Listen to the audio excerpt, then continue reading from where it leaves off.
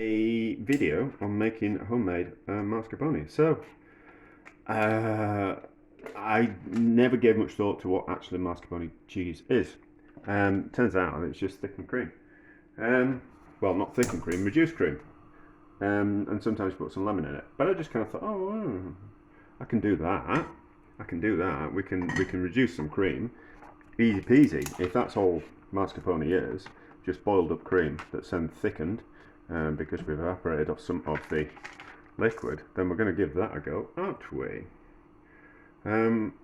Out of curiosity, and also to kind of see if we can make it cheaper, what kind of yield we get, if it's as good, do a comparison between the tastes and all that kind of stuff.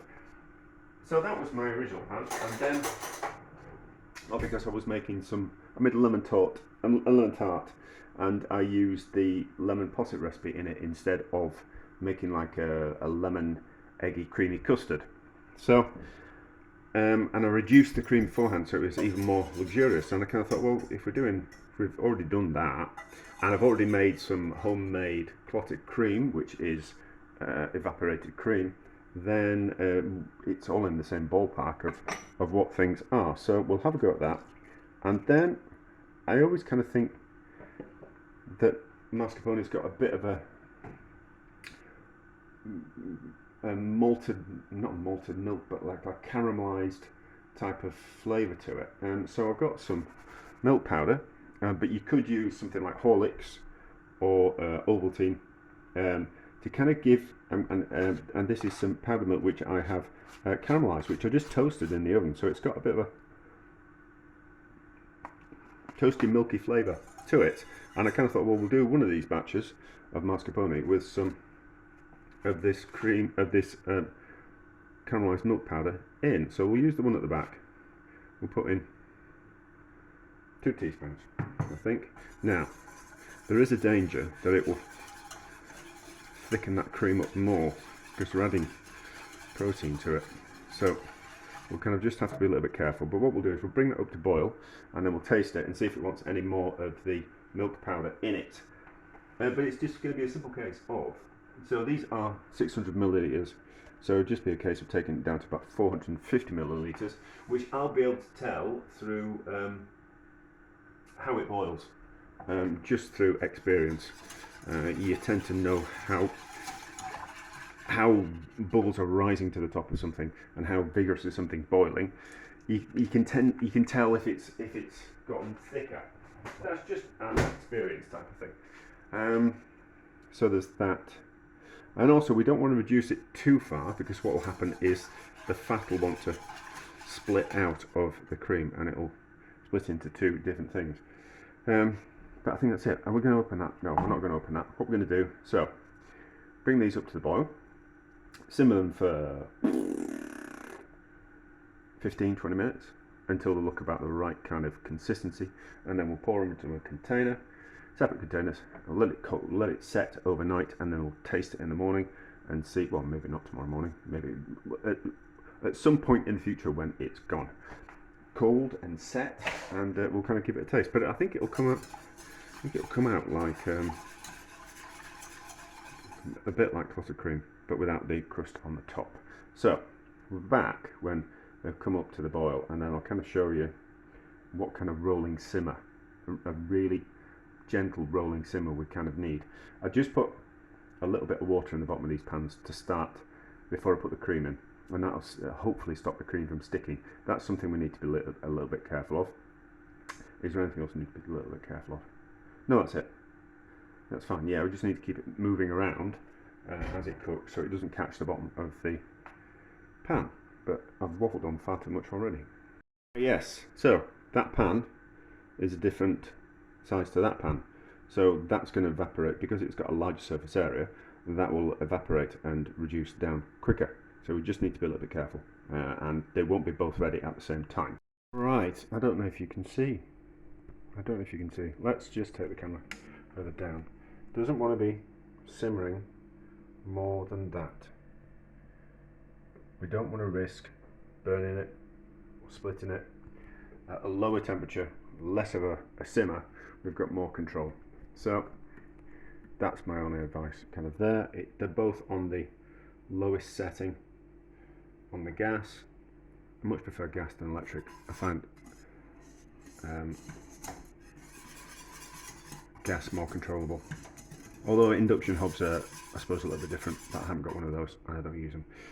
So, I also have put another 2 teaspoons worth of the caramelised milk powder in the pan at the back as well. So that's that. So we're back when they've reduced and set a little bit better. So we will show you the difference between the two. The one at the back is ready. That one at the front, still a little bit loose. But this one at the back is thickened up. So turn the one off at the back. I will pour it into a container. And then the one at the front will carry on cooking. But what I'll do is no, we don't need to do that. I'll stop before I say anything else. This second cream is now ready. But the first cream, what I did do was I just put the hand blender through it, just to make sure that it was smooth. But let me stop things from falling over, and I'll show you. I'll get it smooth. I'm making a mess in this one. So it's reduced. I mean, that's the consistency of cream when it's in its cold state, so it's certainly going to get a lot thicker. But with the other one, I just ran the hand blender through it just to smooth it out, because there's these bits around the side which are more concentrated than others, and I want it to be uniform. So let's just whisk the rubbish. Everything always wants to fall over. There we go. There's those laws, isn't it? Like the Murphy's Law. It can be my law that everything always wants to fall over. It's probably something to do with gravity. Probably. But anyway, but it went a little bit thinner when I pureed it. But we'll just kind of see.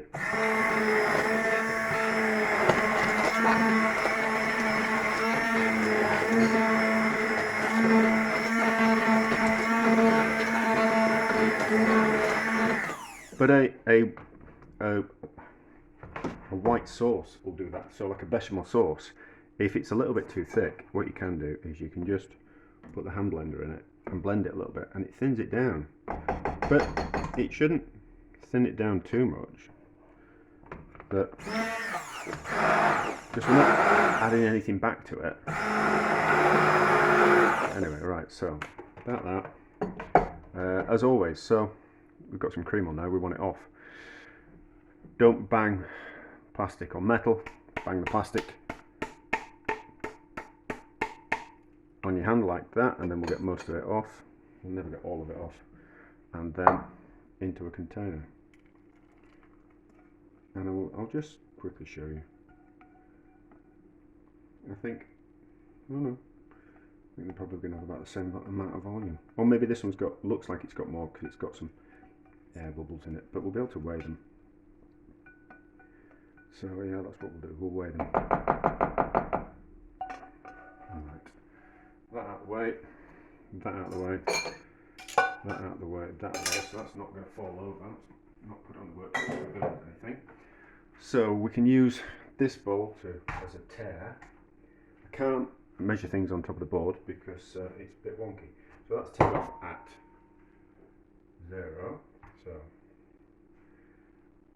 the first one, which had the caramelised milk powder in, is coming at 490, and this one's coming in at 435. So it looks like there's about the same amount in, but that's obviously got some air bubbles in, which is something that we'll have to consider when we taste it. It might be a little bit too, some of those air bubbles are going to come to the top. It'll settle a bit as it cools, but anyway, we'll see how those turn out when they're cool and set. Look at this mascarpone. Which one's which? So that was just the cream one. That was the cream that had the caramelised milk powder in, and then this is the one that I bought. Oh, that opened easy. They're normally a bit of a pain to open. So normal mascarpone is that thick. Well, mascarpone that you buy is, can you see that properly? So it's like that thick, and then my homemade stuff is it's got a crust on it. Not just as thick, but still thick. It's got that crust on the top of it. I don't know. It's not that far behind it, and that'll be because that crust will be because I stuck the blender in it. Maybe I shouldn't have done that. I don't recommend you sticking the blender in it and making it smooth. Tastes like mascarpone.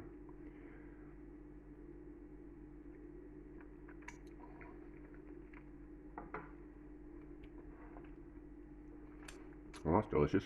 How's it taste to the normal? Excuse fingers, but I'm only at home.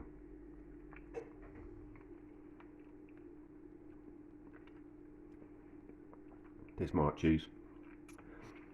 It tastes more like cheese. I don't know why it tastes more like cheese.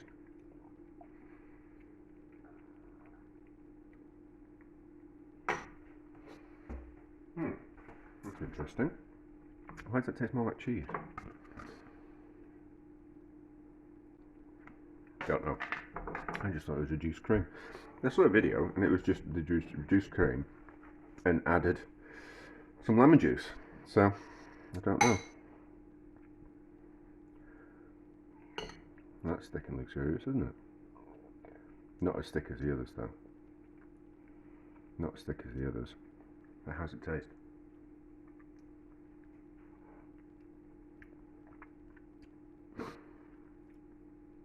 It's got that really nice caramelised milk powder taste to it. That's lovely, is that? Just not as thick. So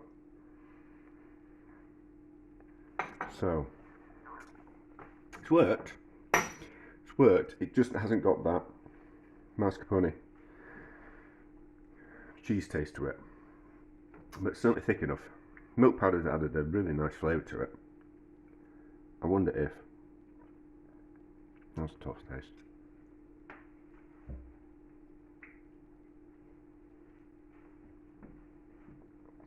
I don't think that would have got any thicker without the danger of it burning. That's probably why you bake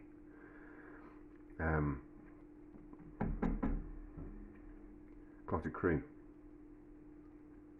because there's a danger of it splitting in the what we call it if you cook it in a pan. So I haven't really made mascarpone. I've just thickened cream to give you the same kind of effect as mascarpone.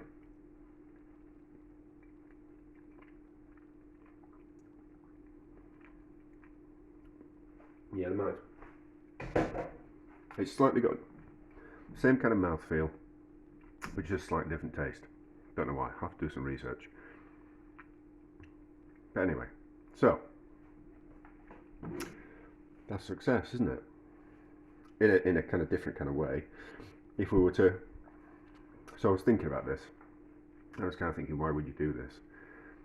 Well, you save yourself a little bit of money. So that's 250 grams, isn't it? Is it? Is it 200 grams? It's probably on the lid. No, 250 grams, and that costs about £1.70. These are about £2 for the double cream, and we got 430 grams worth with once we've finished. So if you're on a bit of a tight budget, you could make your own thickened cream instead of buying mascarpone. You save yourself a little bit of money. So from that point of view, it's worth doing. You've got a little bit of gas to kind of use, but you'd save yourself some money, and you'd get something that you, unless you were eating it out of the tub, you wouldn't really, be able to tell the difference. There's something that you'd made or bought. If you were to put it in something like a tiramisu, you wouldn't be able to tell the difference. There'd be a slight flavour change, but once you add the coffee and some vanilla into it, you wouldn't really be able to tell the difference. So you save yourself a little bit of money, but obviously there's a little bit of hassle, and you can't always get mascarpone. So I once had to do a function, and they wanted tiramisu, and I just couldn't. I had to go down to 4 different places to get enough mascarpone. The cash and carry didn't have enough, and then I had to go to like 3 different supermarkets. So if I'd known I could have made it, I probably would have made it. But anyway, so we can make a mascarpone substitute, and we can make it cheaper, and we can add caramelised milk powder to things like clotted cream and reduced cream, and make something that tastes really kind of quite interesting, to say the least. But there we go. From that point of view, that's all there is now. A success.